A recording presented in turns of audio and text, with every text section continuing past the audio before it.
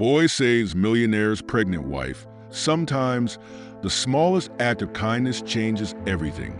On an ordinary day, in an ordinary city, a young boy did something extraordinary, something no one else dared to do.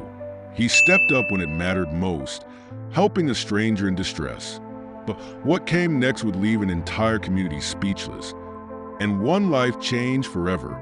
In a world where opportunity feels out of reach for many, Elliot Sanders finds himself crossing an invisible line between two vastly different lives. When one brave act sets him on a path he never expected, Elliot must navigate new challenges, forge unlikely connections, and fight to prove that bridges can be built where walls once stood. What starts as a simple idea grows into something far bigger. But can he rise to meet the moment when everything is on the line? Elliot Sanders woke up to the faint hum of the morning traffic outside his apartment window. The soft rays of sunlight filtered through the thin curtains, barely illuminating the small, cluttered living room that doubled as his sleeping space. He stretched, his joints stiff from the creaky pull-out couch he called a bed. As he stood, his eyes landed on the eviction notice taped to the fridge. The bold red letters seemed to mock him, a constant reminder of the ticking clock that hung over his and his mom's lives. His mom, Diane, had already left for her job at the laundromat, starting her shift before dawn to make ends meet. The apartment was quiet except for the distant hum of the city and the occasional creak of the old floorboards. Elliot grabbed his backpack, worn and patched, and stuffed his library book into it. The school day awaited, but his mind was heavy with worries about bills and the persistent threat of losing their home. Stepping out into the cool morning air, Elliot walked briskly through his neighborhood. The cracked sidewalks and faded graffiti on the walls were all too familiar, yet he found solace in the predictability of it. His sneakers slapped against the pavement as he made his way toward downtown Atlanta. The towering buildings of Midtown loomed ahead, their sleek glass facades reflecting the rising sun. They were a stark contrast to the humble streets he called home. As Elliot passed the Bennett Corporation building, he couldn't help but glance at the massive structure. It stood as a symbol of power and success, bustling with workers in sharp suits who barely noticed his presence. The revolving doors spun endlessly as people came and went, carrying their briefcases and lattes, consumed by their own lives. Suddenly, Elliot's attention was drawn to a woman standing on the sidewalk nearby. She was clutching her stomach, her face pale and strained. Her unsteady steps and shallow breaths were alarming. Elliot stopped, torn between his instinct to help and the voice in his head warning him to mind his own business. But as he watched her knees buckle, his hesitation vanished. He sprinted toward her, weaving through the bustling crowd that seemed oblivious to her distress. "Ma'am, are you okay?" he called out as he approached. Her eyes widened and she stumbled forward, her weight collapsing. Elliot reached out just in time, catching her and lowering her carefully to the ground. The heat of the pavement seeped through his jeans as he knelt beside her. "Stay still," he said, his voice trembling but calm. "I'll get help." She nodded weakly, sweat beading on her forehead. The crowd around them began to take notice, some pausing to watch, others whispering among themselves. "Someone call an ambulance," Elliot shouted, his voice cutting through the murmurs. He felt the weight of their stares, but he refused to let it distract him. The woman clung to his arm, her grip weak but desperate. Elliot's heart pounded, both from the effort of holding her steady and the unease of being the center of attention. Out of the corner of his eye, Elliot noticed a security guard approaching from the building's entrance. The guard's expression was stern, his hand resting on the radio clipped to his belt.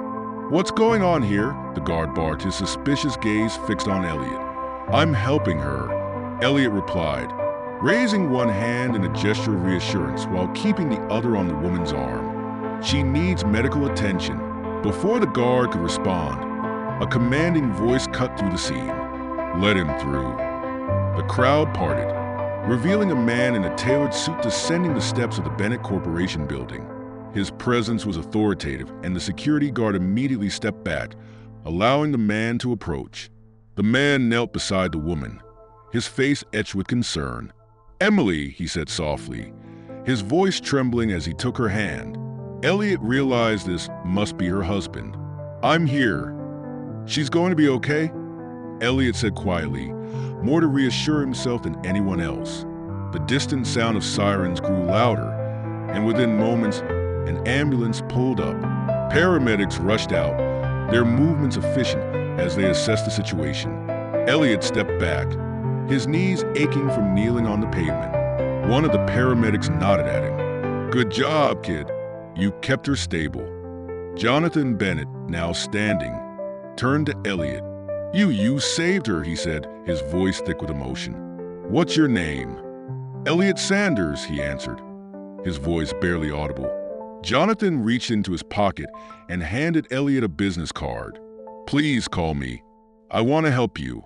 Anything you need, just say the word." Elliot stared at the card, the weight of it heavier than it should have been. "Thank you, sir," he managed, unsure of what else to say. The ambulance doors closed, and Jonathan climbed in to be with his wife. The sirens blared as the vehicle sped away, leaving Elliot standing alone on the sidewalk. The crowd began to disperse, the spectacle over. Elliot adjusted the straps of his backpack, slipping the business card into his pocket. He turned and walked away, his thoughts a whirlwind of confusion and disbelief. As he passed the Bennett Corporation building again, he glanced at its towering glass facade. For the first time, it felt like something more than a distant symbol of success. It felt like a door that had just cracked open. Elliot paced back and forth in the small living room of his apartment, the business card burning a hole in his pocket. It had been 2 days since the incident outside the Bennett Corporation building, and the image of Emily Bennett's pale face and the way she clung to his arm still haunted him. His mom, Diane, sat at the kitchen table, her expression a mix of exhaustion and concern. The eviction notice lay nearby, a silent reminder of their reality. "You've been quiet, Elliot," Diane said, her voice soft but probing. "Is something bothering you?" Elliot hesitated, his hand brushing against the pocket where the card rested. "I met someone the other day," he began. "There was this woman. She needed help and he faltered, unsure of how to explain everything. Before Diane could press further, a knock at the door interrupted them. Elliot frowned. They rarely had visitors, and he wasn't expecting anyone. Diane stood, wiping her hands on a towel as she moved toward the door. She opened it cautiously, revealing a man in a crisp suit standing in the dimly lit hallway. "Mrs. Sanders?" the man asked, his tone polite but firm. Diane nodded warily. "My name is Jonathan Bennett. I believe your son and I crossed paths recently." Elliot's heart leapt into his throat as he stepped forward. "Mr. Bennett," he said, his voice uneven, "what are you doing here?" Jonathan smiled faintly, his presence filling the small space as he entered. "I want to thank you, Elliot. Personally, you saved my wife, and for that, I'm forever grateful." Diane's eyes darted between Jonathan and her son, confusion clouding her face. "Saved your wife? Elliot, what is he talking about?" Elliot exhaled, finally explaining what had happened. He recounted how he had seen Emily stumble, how no one else stopped to help, and how he'd stayed with her until the paramedics arrived. Diane listened intently, her expression shifting from shock to pride, though it was tinged with worry. Jonathan stepped closer, his voice filled with sincerity. "Elliot's actions that day went above and beyond. He didn't just help my wife. He protected my family, and I want to return that kindness." Diane straightened, her tone cautious. "We don't take handouts, Mr. Bennett. Whatever you're offering, we can't accept it unless it's something we've earned." Jonathan nodded, as if expecting her response. "I respect that, Mrs. Sanders. That's why I'd like to offer you a job at my company. We have an opening in building services, steady work, good benefits. I believe you'd be an excellent fit." Diane's breath caught, and she glanced at Elliot, who was staring at Jonathan in disbelief. "You do that?" she asked, her voice barely above a whisper. Jonathan smiled. "Of course. And as for you, Elliot, he turned to face the boy. I have something in mind for you as well. Elliot stiffened. I don't need anything, sir. I just wanted to help. Jonathan's gaze softened. That's exactly why I want to help you. Your selflessness is rare, Elliot. I'd like to offer you a scholarship to Havenwood Academy. It's one of the best schools in the city, smaller classes, advanced programs, opportunities that could change your future. Elliot's mouth went dry. Havenwood Academy was a name he'd heard before, spoken in reverence by teachers and whispered by students at his public school. It was a place for kids from wealthy families, a world far removed from his own. I don't know, Elliot stammered. That's too much. I can't. Elliot, Jonathan interrupted gently. This isn't charity. It's an investment in someone who's already proven they deserve it. I believe in paying it forward, and you've shown me that you're worth believing in. Diane placed a hand on Elliot's shoulder, her grip firm yet encouraging. Sweetheart, this could be your chance. Think about it. Elliot's thoughts swirled. He wanted to say yes, to grab hold of this opportunity, but fear gnawed at him. What if he didn't fit in? What if he failed? I'll think about it, Elliot finally said, his voice barely above a whisper. Jonathan nodded, seemingly satisfied. Take your time. And Mrs. Sanders, we can arrange for you to start as soon as you're ready.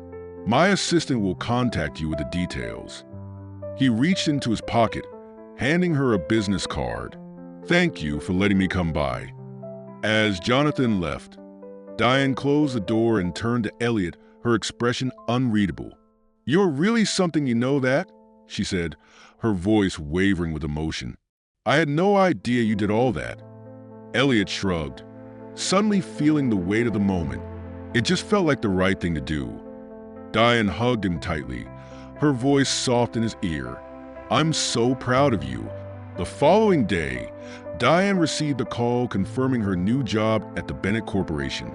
She started the next morning, leaving Elliot alone to wrestle with his thoughts. He spent hours pacing, staring at the business card Jonathan had given him, and replaying their conversation in his mind. That evening, Diane returned home with a smile on her face for the first time in weeks. It was a good first day, she said as she set her bag down. The people were nice, the work's manageable, and I met Emily Bennett. She wanted to thank me for raising such a good son. Elliot felt a pang of both pride and guilt. He hadn't made a decision about the scholarship yet, and the pressure was mounting. You should call him, Diane urged. This could be the start of something amazing. Elliot hesitated, then nodded. That night, he picked up the phone and dialed Jonathan's number, his hands trembling. When the call connected, Jonathan's voice was warm and welcoming. Elliot, I'm glad you called, Jonathan said. Have you made a decision? Elliot took a deep breath. I'll do it, he said, his voice steady despite the whirlwind of emotions inside him. I'll accept the scholarship. Jonathan's response was immediate and enthusiastic. You won't regret it, Elliot. Welcome to Havenwood Academy. Let's make this the first step toward your future. As Elliot hung up, he looked across the room at his mom, who was watching him with teary eyes. He managed a small smile, knowing that this choice could change everything for both of them. The fear was still there, but it was joined by something else. Hope. Elliot adjusted the collar of his shirt for what felt like the 100th time. The uniform, crisp and unfamiliar, clung awkwardly to him. A navy blazer with the Havenwood Academy crest embroidered on the pocket, a white button-down shirt, and a neatly tied tie that made his neck itch. He stood in front of the small mirror in the corner of the apartment, his reflection a stranger to him. His mom, Diane, stood nearby, her hands nervously fiddling with her purse strap. You look handsome, Diane said, her voice thick with pride. They'll see what I see, Elliot. You belong there. Elliot gave her a tight smile, though he didn't feel the confidence she was trying to instill. I just hope I don't mess it up, he muttered, grabbing his backpack, a stark contrast to the polished satchels he imagined the other students carried. As they stepped out of the apartment and into the cool morning air, The ride to Havenwood Academy felt like a journey to another world. The bus moved through the familiar streets of their neighborhood before transitioning into the pristine avenues of Midtown Atlanta. The further they traveled, the more out of place Elliot felt. By the time they reached the towering gates of Havenwood, Elliot's nerves were in overdrive. The campus was sprawling, with manicured lawns, ivy-covered buildings, and students bustling between classes. Elliot stepped off the bus and onto the stone path leading to the main entrance. His mom walked beside him, her eyes wide as she took in the grandeur. "This is incredible," she whispered, more to herself than to Elliot. They were greeted by Miss Thompson, the guidance counselor, who exuded warmth and professionalism. "Elliot Sanders, welcome to Havenwood Academy," she said, extending her hand. "We're so excited to have you here." "Thank you, ma'am," Elliot said, shaking her hand with a grip he hoped wasn't too nervous. Miss Thompson led them through the campus, pointing out various landmarks. "This is the main academic building, where most of your classes will be held. Over there is the library, one of the largest in the state, and our science labs are fully equipped with the latest technology." Elliot nodded along, trying to process the sheer scale of everything. The halls were lined with tall windows that let in streams of sunlight, and the walls were adorned with plaques and trophies celebrating decades of achievement. Every corner of the school seemed to exude excellence, a stark contrast to the cramped classrooms and peeling paint of his old school. "Let's meet your homeroom teacher," Miss Thompson said, leading them to a classroom on the second floor. Inside, a group of students sat in neat rows, their uniforms immaculate, their conversations hushed but confident. The teacher, Mr. Reynolds, looked up from his desk and smiled. "Everyone, this is Elliot Sanders," Miss Thompson announced. "He'll be joining us starting today." The room fell silent as all eyes turned to Elliot. His palms grew sweaty, and he fought the urge to look down at his shoes. Instead, he managed a small wave. "Hi," he said, his voice barely audible. "Welcome, Elliot," Mr. Reynolds said warmly. "Take a seat anywhere you'd like." Elliot scanned the room, his heart racing as he noticed the subtle glances and whispered comments from some of the students. He chose a seat near the back, where he hoped he could blend in. As the lesson began, he tried to focus, but his thoughts kept drifting. Every word from the teacher felt like a reminder of how out of place he was. At lunchtime, Elliot walked alone to the cafeteria. The room was massive, filled with long tables and bustling students. The smell of fresh food wafted through the air, a far cry from the soggy sandwiches and lukewarm milk of his old school. He grabbed a tray and scanned the room, searching for a place to sit. "Hey, new kid," a voice called out. Elliot turned to see a girl with a friendly smile waving him over. "Come sit with us." Relieved, Elliot approached the table. The girl introduced herself as Samantha, or Sam for short. "This is Alex," she said, gesturing to a boy with neatly combed hair and a confident demeanor. "And that's Jordan and Melissa." "Hi," Elliot said, setting his tray down. "Thanks for letting me sit here." "No problem," Alex said, giving him a nod. "First days can be rough." As they ate, the group peppered Elliot with questions about where he was from and what classes he was taking. Elliot answered cautiously, aware of how different his background was from theirs. Still, Sam's enthusiasm and Alex's laid-back attitude helped him feel a little more at ease. "So, what do you think of Havenwood so far?" Sam asked, leaning forward. Elliot hesitated. "It's a lot," he admitted. "Everything here is so big, and everyone seems to know exactly what they're doing." "You'll figure it out," Alex said confidently. "It's just a matter of time." After lunch, Elliot headed to his science class. The lab was pristine, with gleaming countertops and shelves lined with equipment he'd only seen in textbooks. The teacher, Mrs. Patel, introduced him to the class and assigned him a seat next to a girl named Clara, who barely acknowledged him. The lesson was on chemical reactions, and as Mrs. Patel explained the experiment, Elliot felt a mix of excitement and anxiety. Back at his old school, science was his favorite subject, but the resources had been so limited that hands-on experiments were rare. As the students began the experiment, Elliot worked methodically, following the instructions carefully. Clara glanced at him occasionally, her expression neutral. When their experiment produced the desired result, a perfect color change, Clara raised an eyebrow. "Not bad," she said, almost grudgingly. "Thanks," Elliot replied, surprised by her acknowledgement. By the end of the day, Elliot was exhausted. The constant pressure to fit in, to prove himself, was draining. As he waited at the bus stop, he replayed the day in his mind. The curious glances, the whispered comments, the moments of kindness from Sam and Alex. He wasn't sure if he could survive in this new world, but he knew he had to try. When he got home, Diane was waiting for him, her face filled with anticipation. "How was it?" she asked, her voice eager. "It was different," Elliot said honestly. "The classes are hard, and the kids are different, but I think I'll be okay." Diane smiled, pulling him into a hug. "I'm so proud of you, Elliot.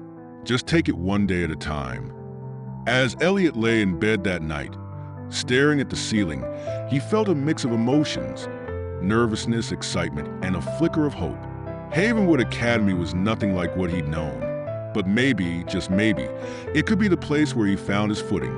Elliot stared at the invitation in his hand, the ornate lettering glinting under the fluorescent lights of his apartment.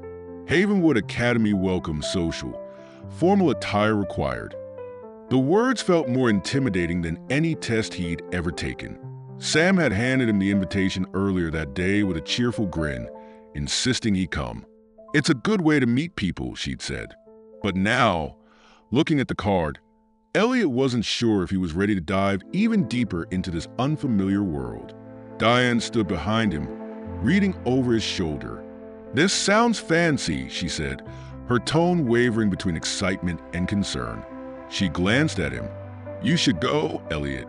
These are the kinds of opportunities you need to embrace." Elliot frowned.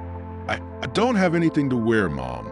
Everyone else will probably show up looking like they walked out of a magazine." Diane's face softened, and she reached out to squeeze his shoulder. "We'll figure something out.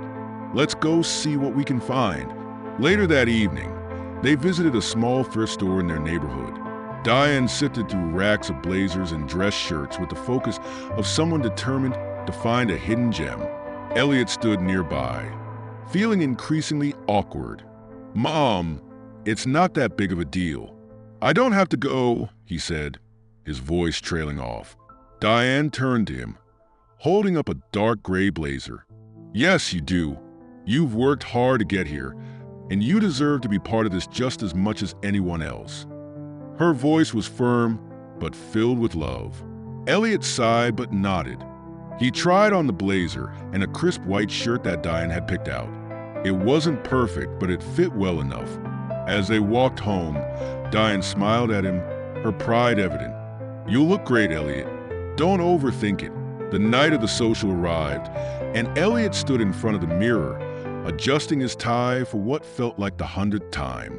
Diane watched from the doorway, her eyes glistening. "You're going to do amazing," she said softly. Elliot gave her a small smile, though his nerves churned in his stomach. "Thanks, Mom." The venue for the social was a grand hall on Havenwood's campus, with towering windows and sparkling chandeliers. As Elliot stepped inside, he was struck by how effortlessly elegant everyone looked. The boys wore tailored suits, and the girls wore dresses that shimmered under the warm glow of the lights. He tugged at his blazer, feeling out of place. "Elliot, over here." Sam's voice cut through the crowd. He spotted her waving from a cluster of students near the refreshments table. She wore a simple yet stunning blue dress and looked genuinely excited to see him. He made his way over, trying to ignore the glances from other students. "Hey, Sam," he said, his voice tight. "You clean up nice," she said, nudging him playfully. Alex, standing nearby, gave him an approving nod. "Welcome to Havenwood's version of a mixer. Don't worry, it's not as bad as it looks." Despite their reassurances, Elliot couldn't shake the feeling of being out of place.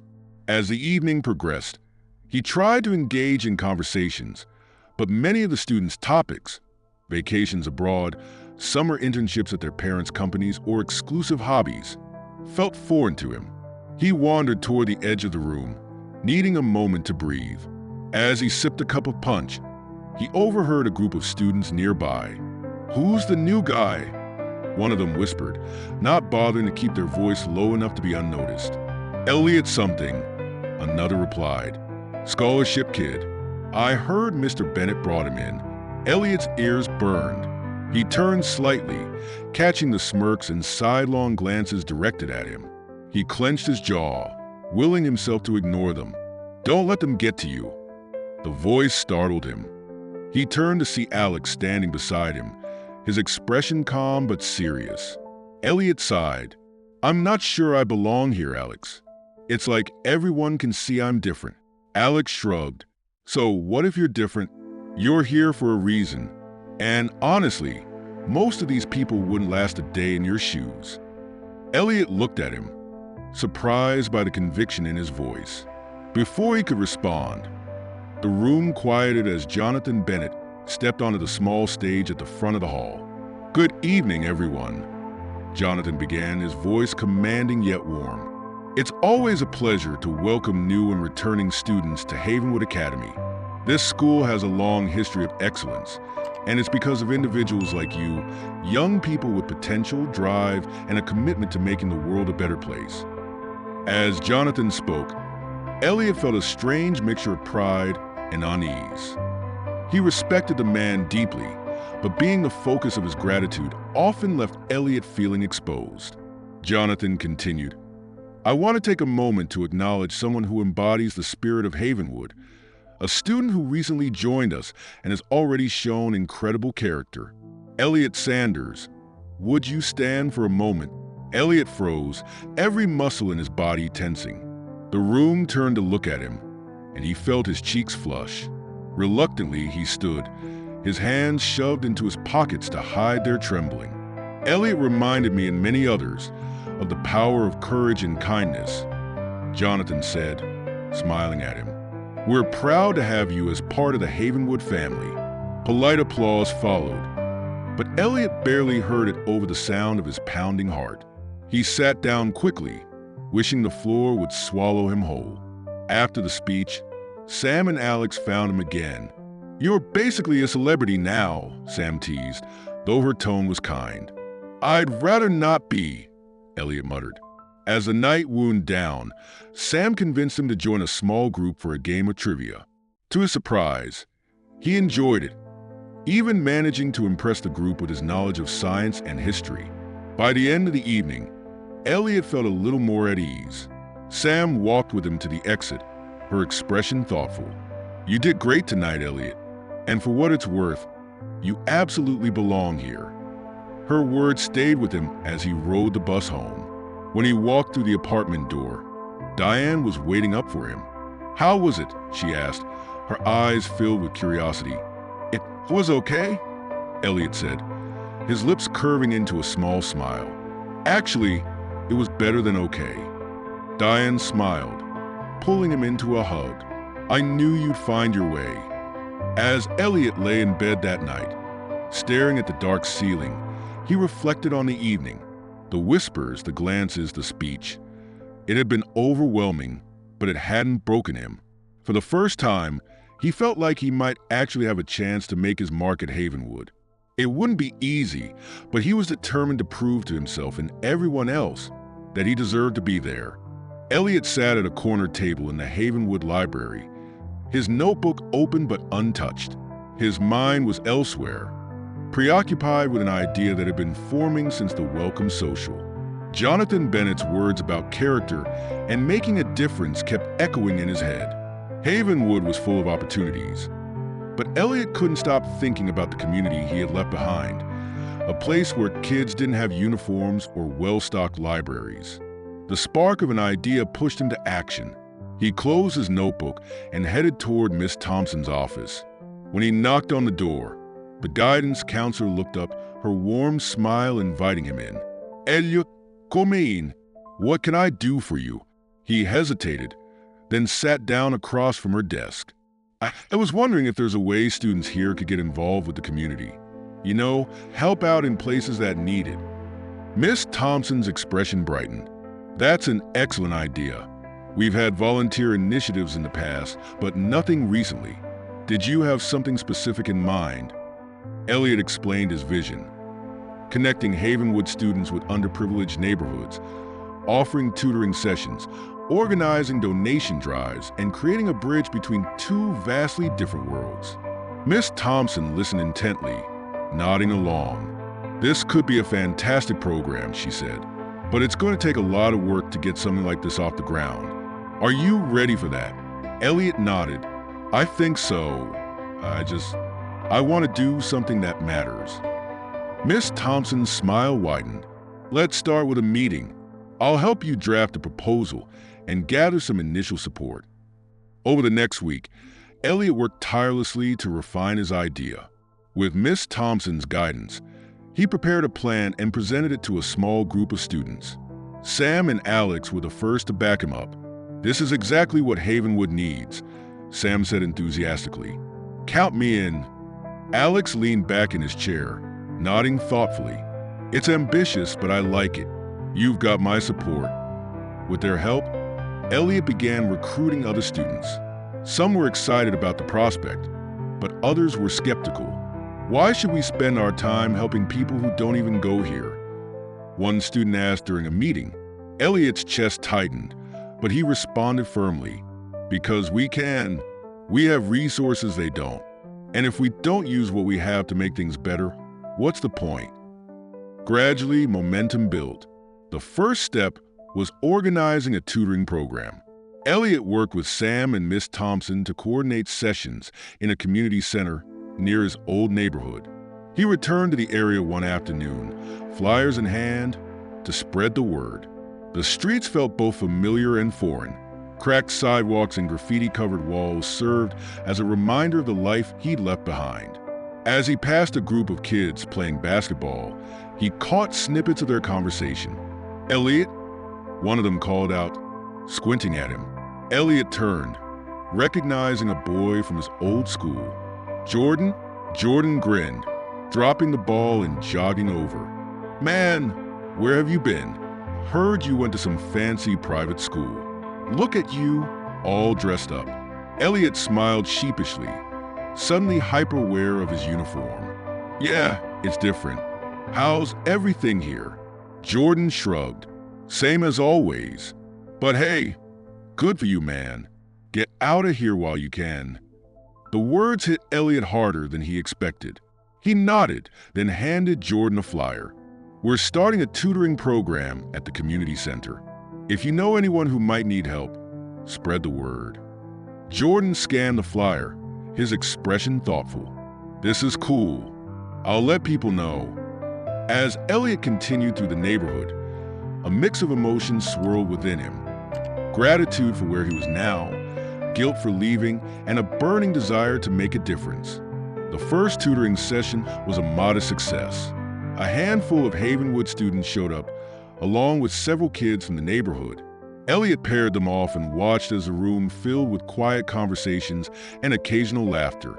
Sam sat beside a shy girl, helping her with fractions, while Alex explained a history concept to a boy who looked more interested in doodling in his notebook. Elliot moved between groups, offering encouragement and making sure everyone felt included. As the session ended, a woman approached Elliot. Her hair was pulled back tightly, and her face carried the lines of someone who had seen hard times. "Are you the one who organized this?" she asked, her tone both curious and cautious. "Yes, ma'am," Elliot replied. She nodded slowly. "My son's one of the kids you're helping. I just wanted to say thank you. Not many people take the time to come here and do something like this."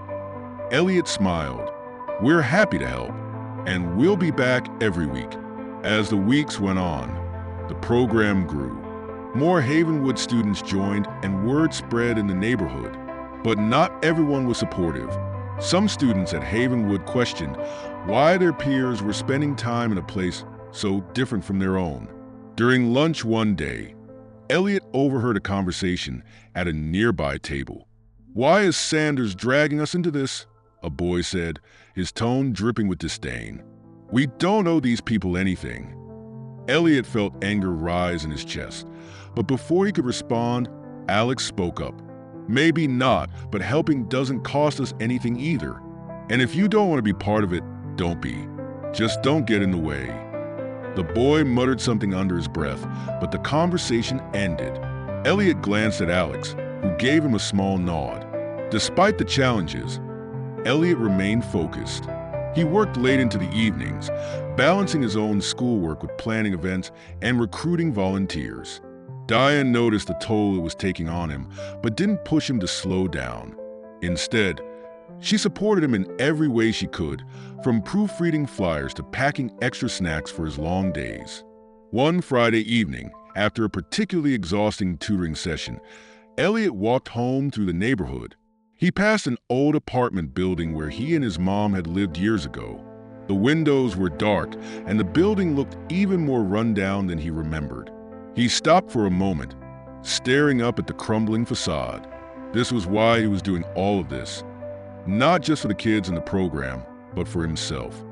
For the chance to create a future where stories like his didn't have to be so common. By the time he got home, Diane was waiting for him with a warm meal and a quiet smile. "You're doing something incredible, Elliot," she said as they ate. "I hope you know that." Elliot looked at her, the weight of the day lifting slightly. "I just want to make things better, Mom." "And you are," Diane replied, "one step at a time." As Elliot lay in bed that night, his mind buzzed with ideas for the next phase of the program. The challenges were far from over, but he felt a growing sense of purpose.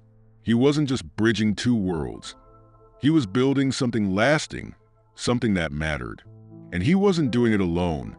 Elliot watched as the last student packed up their materials, the sound of shuffling papers and soft conversation filling the community center. The weekly tutoring sessions had grown significantly over the past month. What had started as a small gathering of Havenwood Academy students and local kids had evolved into a bustling program. More tables were needed, more supplies were donated, and even more volunteers had joined the effort. Sam waved from across the room, still seated beside a boy who had been struggling with fractions. "Elliot," she called out, her voice tinged with exhaustion but also satisfaction. "I think that's the last one for today." Elliot nodded, giving her a grateful smile. "Thanks, Sam. You've been amazing." As the room emptied, Elliot sat down at one of the tables, his legs aching from standing all afternoon.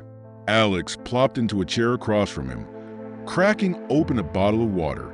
"I don't know how you keep going, man. You're like a machine."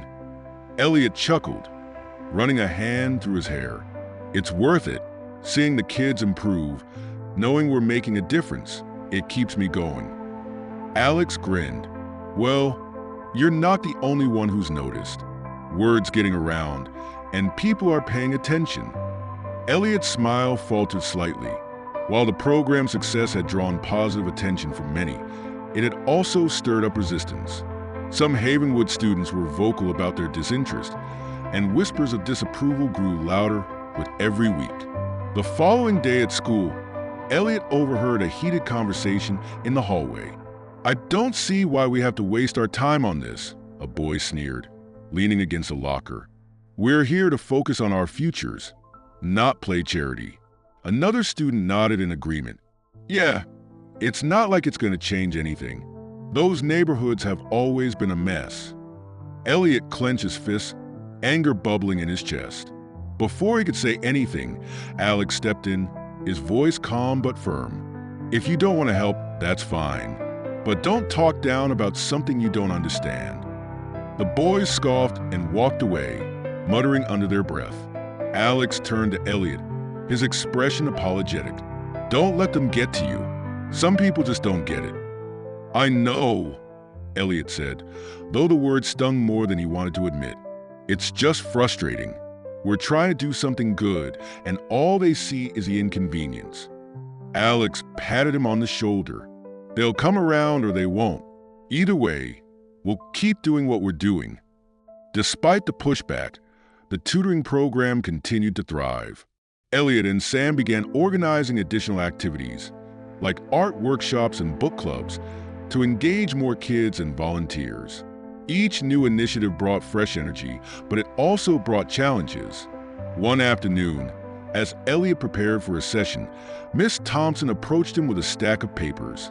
"We've hit a snag," she said, her tone serious. Elliot frowned, setting down the markers he was organizing. "What kind of snag?" Miss Thompson sighed. "Some of the parents at Havenwood are concerned about the program. They're questioning whether it's an appropriate use of the school's resources. We'll need to present a detailed report to the board if we want to keep their support." Elliot's stomach sank. Do they not see how much good it's doing? Miss Thompson gave him a sympathetic look. "Sometimes, people only see what's right in front of them. But don't worry, we'll put together a strong case. I'll help you with the presentation." Over the next week, Elliot threw himself into preparing for the board meeting. He compiled data, gathered testimonials from kids and parents in the community, and even recorded short video clips of Havenwood volunteers talking about their experiences. The night before the presentation, Elliot sat in the living room with Diane, his laptop open in front of him. She watched him work, her expression a mix of pride and concern. "You've taken on so much, Elliot," she said gently. "Are you sure you're okay?" Elliot looked up, the dark circles under his eyes betraying his exhaustion. "I'm fine, Mom. I can't let this fail. These kids are counting on us." Diane leaned over, placing a hand on his shoulder. "You're doing something incredible, sweetheart. But don't forget to take care of yourself, too." The next morning, Elliot stood in front of the Havenwood board, his heart pounding in his chest. The room was filled with well-dressed adults, their faces serious as they reviewed the program materials he had provided. Miss Thompson introduced him, and Elliot took a deep breath before stepping forward. "Thank you for giving me the chance to speak today," he began, his voice steady despite his nerves. "This program isn't just about tutoring or volunteering. It's about building connections between two worlds that often feel completely separate. It's about showing kids and adults that we can create real change when we work together." He presented his data and shared stories from the community, highlighting the positive impact the program had already made. When he finished, the room was silent for a moment before one of the board members spoke. "You've done impressive work, Mr. Sanders," she said, her tone measured. "But sustaining a program like this takes more than good intentions. Have you considered how to secure long-term funding?" Elliot hesitated, unsure of how to respond. Before he could speak, Jonathan Bennett, who had been sitting quietly at the back of the room, stood up. "I've been watching this program closely," Jonathan said, his voice calm yet authoritative. "And I believe it's worth investing in. Havenwood has the resources to support this initiative, and I'm willing to match any additional funding needed to ensure its success." Elliot's eyes widened, gratitude flooding through him. The board members exchanged glances, nodding in agreement. "Very well," the chairwoman said. "We'll continue supporting the program, contingent on periodic reviews. Keep up the good work, Mr. Sanders." Relief washed over Elliot as the meeting concluded. As he stepped into the hallway, Jonathan approached him, a small smile on his face. "You've got a knack for this, Elliot," he said. "Keep it up." The tutoring program not only survived but grew stronger. The board support allowed Elliot and his team to expand their efforts, reaching even more kids and adding new resources. Despite the victory, Elliot knew there was still much to do. Every session brought new challenges, from logistical hiccups to moments of self-doubt. But with each hurdle, Elliot grew more determined. One evening, after a particularly successful session, Sam turned to him as they packed up. "You know," she said, her voice thoughtful, "this whole thing started because you cared enough to try. That's pretty incredible." Elliot smiled, his exhaustion fading in the glow of her words. "It's not just me. It's all of us." As he walked home that night, the city lights flickering in the distance, Elliot felt a sense of purpose stronger than ever before. The barriers he faced were real, but so was his resolve. He wasn't just building a program, he was building a bridge. And with every step forward, he knew he was making a difference. Elliot stood in the quiet halls of Havenwood Academy, staring at the flyer pinned to the bulletin board. It announced the success of the tutoring program, with photos of Havenwood students working alongside kids from the community center. He should have felt proud. This was his project, his vision. But all he could think about was the news Miss Thompson had shared earlier that day. The Havenwood board was reconsidering the program's future. Some parents had escalated their complaints, arguing that the school's focus should remain on its students, not on outreach. Worse, funding issues had surfaced, and with no long-term financial solution in place, the program's continuation was uncertain. Elliot's mind swirled with frustration and doubt as he walked to his next class. Every step felt heavier than the last, the weight of responsibility pressing down on him. By the time he slid into his seat, he barely heard the teacher's lecture. He glanced out the window, his thoughts far away. After school, Sam and Alex caught up with him in the courtyard. "Hey, what's with the long face?" Sam asked, nudging his arm. Elliot hesitated, then told them everything. The funding issues, the pushback from parents, and the looming possibility that the program might end. Sam's brow furrowed. "But we've done so much already. How can they just pull the plug?" Alex crossed his arms, his expression thoughtful. "There's got to be a way to keep it going. Maybe we can raise money ourselves. Do a fundraiser or something." Elliot shook his head.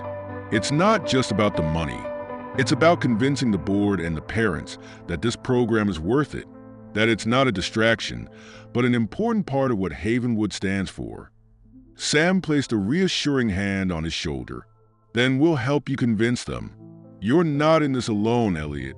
Their words offered some comfort, but Elliot knew the real challenge lay ahead. He spent the next few days poring over every aspect of the program, preparing to make his case once again. Miss Thompson helped him schedule a follow-up meeting with the board, and Jonathan Bennett agreed to attend as well. Meanwhile, Diane had her own news to share. One evening, as they sat at the kitchen table, she set down her fork and looked at Elliot with a cautious smile. "I got offered a promotion," she said. "It's more hours, but it comes with a raise. It'll help us get ahead on the bills." Elliot's face lit up. "That's amazing, Mom. You've earned it." Her smile faltered slightly. "It means I won't be around as much, though, and I worry about you taking on so much by yourself." "I'll be fine," Elliot assured her. "You don't need to worry about me. This is a big deal for you." Diane nodded, though her concern lingered. "Just promise me you won't burn yourself out. You're doing great things, but you need to take care of yourself too." Elliot promised, but as the days passed, the stress of balancing school, the program, and his personal life began to take its toll. He stayed up late working on presentations, often falling asleep at his desk. Sam and Alex noticed his exhaustion, and even some of his teachers commented on his distracted demeanor. "You're pushing yourself too hard," Sam said one afternoon as they walked through the library. "I don't have a choice," Elliot replied, his voice tinged with frustration. "If I don't do this, no one else will." "That's not true," Sam argued. "You've got people who care about this as much as you do. Let us help." Elliot nodded reluctantly, but the pressure didn't ease. As the board meeting approached, his anxiety grew. He felt the weight of everyone's expectations, his mom's, his friends, Jonathan's, and most of all his own. The day of the meeting arrived, and Elliot walked into the conference room with his heart pounding. The board members sat around a long table, their expressions serious. Jonathan was there, along with Miss Thompson, Sam, and Alex, who had come to show their support. Elliot stood at the front of the room, clutching a stack of papers. "Thank you for giving me the opportunity to speak again," he began, his voice steady despite the nervous energy coursing through him. He started by outlining the program's accomplishments, the number of students served, the testimonials from parents and kids, and the growing involvement of Havenwood volunteers. He showed charts and graphs, but it was the stories that made the biggest impact. Elliot spoke about Jordan, the boy from his old neighborhood who had improved his math skills and gained the confidence to participate in class. He talked about the shy girl Sam had mentored, who had started raising her hand in school for the first time. "This program isn't just about academics," Elliot said, his voice rising with passion. "It's about connection. It's about showing kids that someone believes in them. And it's about teaching Havenwood students the value of giving back." The room was silent as Elliot finished. He glanced at Jonathan, who nodded encouragingly. One of the board members cleared her throat. "Mr. Sanders, you presented a compelling case, but the financial sustainability of this program remains a concern." Jonathan stood, his presence commanding. "I've seen firsthand what this program has accomplished," he said, "and I believe it's worth investing in. That's why I'm personally committing additional funding to ensure its continuation." Havenwood was built on the principles of leadership and service. This program embodies those values. The board members exchanged glances, murmuring among themselves. Finally, the chairwoman spoke. "Thank you, Mr. Bennett, and thank you, Elliot. We'll take this into consideration and notify you of our decision soon." As the meeting adjourned, Elliot felt a mix of relief and uncertainty. He had done everything he could, but the outcome was out of his hands now. "You were incredible," Sam said as they walked out of the building. Alex nodded. "No matter what they decide, you made a difference, man. Don't forget that." That evening, Elliot sat with Diane in their small living room, sharing the details of the meeting. She listened intently, her pride evident. "No matter what happens, Elliot, you've already accomplished so much," she said. "You've done more than anyone could have asked." Elliot smiled, though the uncertainty still weighed on him. As he lay in bed that night, staring at the ceiling, he thought about everything that had led him to this moment. The program, the kids, his friends, it all mattered, and he knew he wouldn't stop fighting for it, no matter the outcome. Elliot sat at his desk, his fingers tapping rhythmically against the wood as he stared at his laptop screen. He was working on the final details of the biggest event the program had ever attempted, a community open house. The plan was to invite Havenwood students, local families, and even business leaders to showcase the progress of the tutoring program and build momentum for its future. Sam and Alex had thrown themselves into the planning alongside Elliot, helping him juggle logistics and outreach. They had spread the word through flyers, emails, and even a video campaign that highlighted the program's success stories. The excitement was building, but so was Elliot's anxiety. "It has to go perfectly," he muttered to himself, scrolling through his checklist for the 5th time that morning. "Stop stressing," Sam said, plopping down in the chair beside him. "We've got this. Everything's coming together." Elliot gave her a weak smile. "It just feels like there's so much riding on this. If it doesn't work, it will," Alex said firmly, joining them with a clipboard in hand. "We've done the work, Elliot. People are going to see what this program is all about." Despite their reassurances, Elliot couldn't shake his nerves. The event was scheduled for the following Saturday at the community center, and the pressure to make an impression weighed heavily on him. He knew this was more than just a chance to save the program. It was an opportunity to prove that bridging two worlds was not only possible but transformative. When the day of the open house finally arrived, Elliot was at the community center hours early. He double-checked every table setup, ensuring that the photos, charts, and testimonials were prominently displayed. Sam and Alex arrived soon after, carrying boxes of snacks and drinks donated by local businesses. "This looks amazing," Sam said as she set down a tray of cookies. "People are going to love it." Elliot nodded, though his stomach churned with nerves. He glanced at the clock, watching the minutes tick closer to the event start time. As the doors opened, the first guests trickled in, parents and kids from the neighborhood, curious Havenwood students, and even a few teachers. The room quickly filled with the buzz of conversation, laughter, and the sound of kids showing off their work. Elliot moved through the crowd, answering questions and introducing people.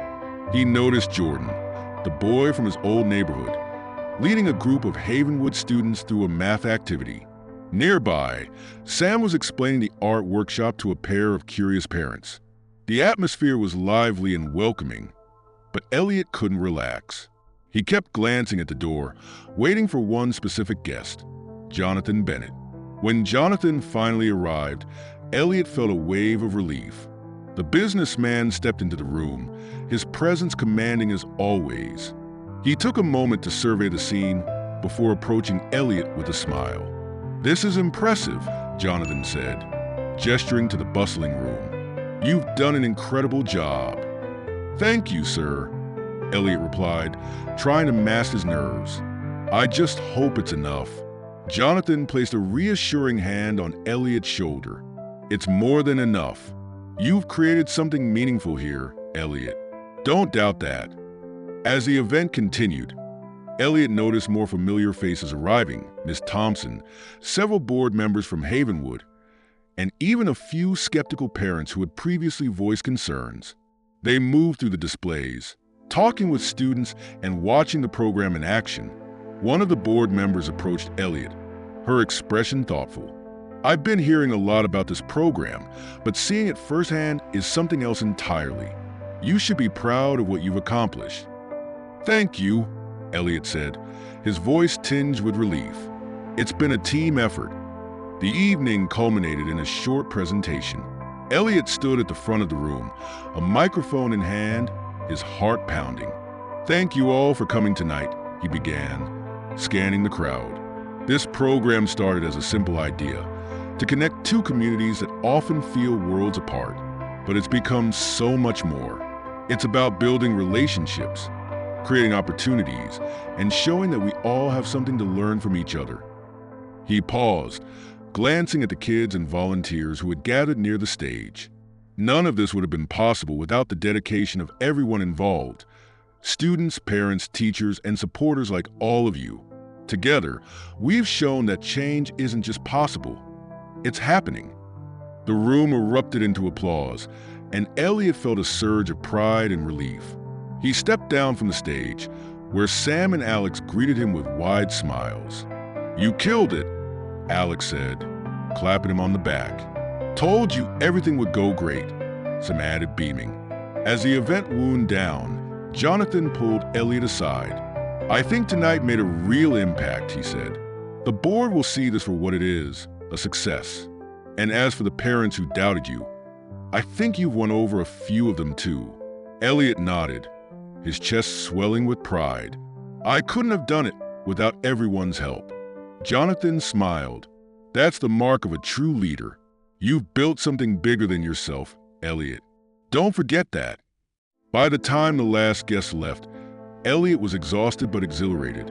He and the volunteers stayed to clean up, stacking chairs and packing away supplies. As they worked, Diane arrived, her face lighting up when she saw her son. "I had to come see it for myself," she said, pulling Elliot into a hug. "It's incredible, Elliot. You've done something amazing." "Thanks, Mom," he said, his voice muffled against her shoulder. That night, as Elliot lay in bed, he replayed the day's events in his mind. The open house had been a turning point, a chance to show the program's true potential. For the first time, he felt confident that they could overcome the obstacles ahead. But he also knew this was just one step in a much longer journey. The challenges weren't over, and there was still work to be done. As he drifted off to sleep, Elliot felt a renewed sense of purpose. He wasn't just building a program, he was building a future. Elliot sat in Havenwood Academy's library, surrounded by papers, graphs, and notes from the tutoring program. The success of the open house had been a high point, but it hadn't guaranteed the program's future. The board was still deliberating, and the outcome hung in the balance. The tension gnawed at him, making it difficult to focus on anything else. Sam plopped into the chair across from him, her lunch tray in hand. "You've been in here all day," she said, arching an eyebrow. "Don't tell me you're still stressing about the board's decision." "Of course I am," Elliot replied, rubbing his temples. "This program means everything, not just to me, but to everyone involved. What if it's not enough?" Sam set down her tray and leaned forward. "It is enough, Elliot. You've proven that already. Whatever happens now, you've done more than anyone could have imagined." Elliot gave her a faint smile, though her words did little to ease his anxiety. Later that day, as Elliot walked through the halls, he overheard a group of students near their lockers. "I don't get why he's so obsessed with this program," one of them muttered. "It's not like it's going to change anything." "Yeah," another agreed. "It's a waste of time. Havenwood should be focused on us, not some random kids from his old neighborhood." Elliot stopped, his chest tightening with anger. He turned to face them, his voice steady but firm. "If you don't see the value in helping others, that's your problem. But don't act like what we're doing doesn't matter. It does. You're just too blind to see it." The students stared at him, momentarily stunned into silence. Elliot didn't wait for a response. He turned and walked away, his pulse pounding. That evening, Elliot returned to the community center for the weekly tutoring session. As he stepped inside, the familiar hum of activity greeted him. Havenwood students and local kids were gathered in small groups, working on math problems, reading together, or chatting about their day. Jordan waved him over from across the room. "Hey, Elliot, check this out." Elliot approached, watching as Jordan solved a complicated algebra equation on the whiteboard. "Got it right, didn't I?" Jordan asked, grinning. Elliot smiled. "You sure did. Great job, Jordan." Moments like these reminded Elliot why the program was so important. It wasn't just about academics. It was about confidence, connection, and creating opportunities that might not exist otherwise. As the session wrapped up, Elliot stayed behind to help clean up. Diane arrived to pick him up, her face lighting up when she saw the room. "Every time I come here, I'm amazed," she said, hugging Elliot tightly. "You've built something incredible, sweetheart." Elliot nodded, though the uncertainty about the board's decision still weighed on him. "I just hope it's enough to keep going." The next morning, Miss Thompson called Elliot into her office. "The board has reached a decision," she said, her expression unreadable. "They'll announce it at the assembly this afternoon." Elliot's stomach flipped. He nodded and left her office, his mind racing. The hours until the assembly felt like an eternity.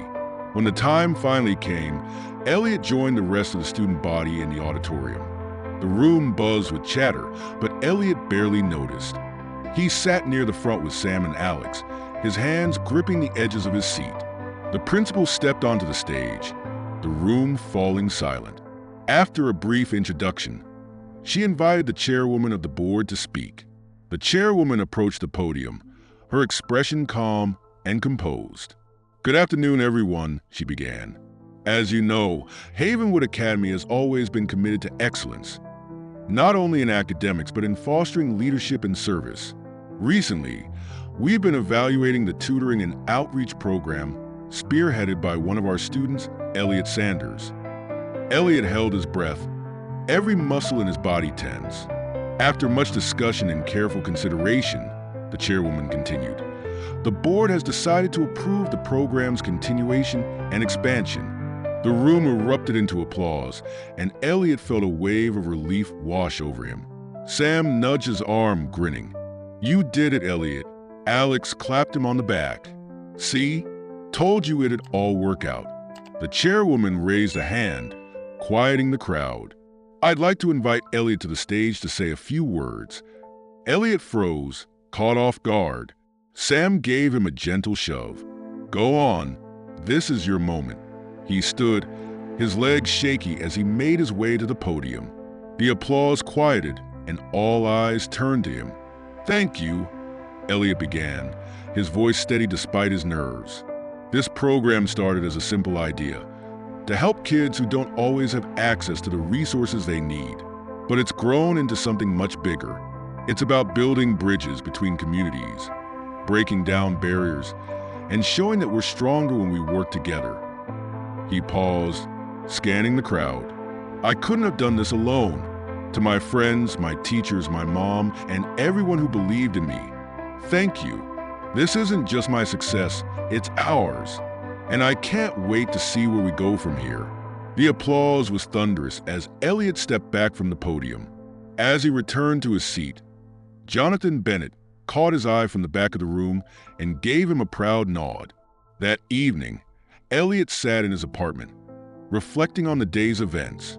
Diane placed a hand on his shoulder, her eyes shining with pride. "You've changed so much, Elliot. You've grown into someone I've always known you could be." Elliot smiled, feeling a deep sense of accomplishment. The program wasn't just a success. It was a testament to what could be achieved through determination, teamwork, and the courage to dream big. As he lay in bed that night, Elliot felt lighter than he had in weeks. The test wasn't just about saving the program. It was about proving to himself that he could rise to any challenge. And he had. But more importantly, he knew this was just the beginning. The morning sun cast a golden glow over Havenwood Academy as Elliot walked across the manicured lawns toward the main building. The weight that had been on his shoulders for months now felt lighter, though not entirely gone. The tutoring program's expansion had been approved, but he knew that maintaining it would be an ongoing challenge. Still, for the first time, he allowed himself to feel proud of what he had accomplished. As he entered the building, Sam and Alex met him at the entrance, their smiles as wide as ever. "Ready for the next phase of your empire building, Mr. Sanders?" Alex teased, throwing an arm around Elliot's shoulder. "Empire?"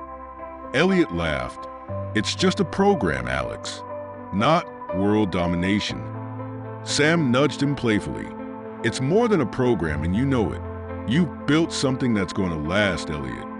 Her words hit Elliot deeply. The success of the program was undeniable, but its true value lay in the connections it had fostered. The once vast divide between Havenwood's privileged students and the kids from his old neighborhood now felt smaller, bridged by shared experiences and mutual respect. Later that afternoon, Elliot stood in the library, preparing for a meeting with a new wave of student volunteers. The room buzzed with energy as Havenwood students and kids from the community center gathered around tables, chatting and exchanging ideas. One of the new volunteers, a girl named Claire, approached Elliot. "I just wanted to say thanks for organizing all this," she said, her voice tinged with awe. "I've never done anything like this before, but it feels important." Elliot smiled. "It is, and we couldn't do it without people like you." As the meeting began, Elliot outlined plans for the next phase of the program.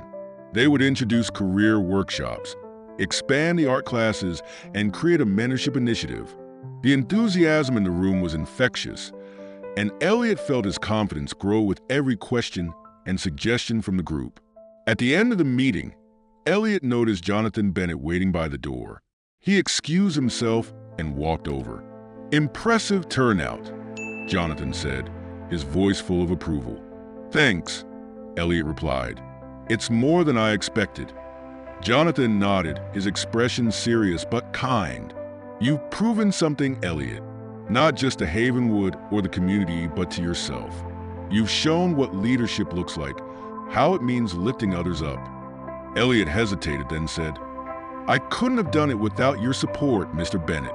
You gave me a chance when I didn't think I had won." Jonathan smiled. "And you made the most of it. That's what matters." As the weeks turned into months, the program continued to thrive. The mentorship initiative paired Havenwood students with kids from the community center, fostering relationships that went beyond academics. Art classes showcased their work in a public gallery, and the career workshops brought in local professionals who inspired kids to dream bigger. Elliot juggled all of this while maintaining his own studies, which were more demanding than ever. But the challenges felt worthwhile, fueled by the knowledge that he was making a difference. One day, Diane surprised Elliot by showing up at Havenwood with a visitor in tow. It was Jordan, the boy from his old neighborhood. "Jordan wanted to see the school," Diane said with a smile. Elliot grinned. "Come on, I'll show you around." As they walked through the campus, Jordan's eyes widened. "This place is crazy," he said. "I've never seen anything like it." "It's different, that's for sure," Elliot replied. "But you'd be surprised how much it's starting to feel like home." Jordan stopped, his expression thoughtful. Do you think someone like me could ever go here? Elliot placed a hand on Jordan's shoulder. Why not? The program's growing. And if you work hard, there's nothing stopping you. Jordan nodded, a flicker of hope in his eyes. As they parted ways, Elliot felt a renewed sense of purpose. The tutoring program wasn't just changing the present. It was shaping the future. Months later, on the day of Elliot's graduation, the auditorium buzzed with excitement. Diane sat in the front row, beaming with pride. Jonathan Bennett was beside her, along with Miss Thompson, Sam, Alex, and several of the kids from the community center who had come to cheer Elliot on. When Elliot's name was called, he walked across the stage, his heart pounding. The principal handed him his diploma and shook his hand. "You've left a legacy here, Elliot," she said quietly. He smiled, the weight of the moment sinking in. After the ceremony, Elliot stood outside with his mom and friends, the sun setting behind them. Diane hugged him tightly, tears streaming down her face. "You've made me so proud," she said, her voice thick with emotion. "You're the reason I could do any of this," Elliot replied, his own voice trembling. "Thank you for believing in me." As they stood together, Elliot looked around at the people who had supported him through his journey. He had started as a kid from a struggling neighborhood, unsure of his place in the world. Now, he was a leader, a bridge builder, and a symbol of what was possible when determination and opportunity collided. The future stretched out before him, full of promise and challenges. But Elliot knew one thing for certain. He was ready to face it one step at a time. This was just the beginning. Enjoy the story. Don't forget to subscribe and hit the like button. Share your thoughts in the comments and turn on notifications so you don't miss our next thrilling episode. See you in our next video. Take care.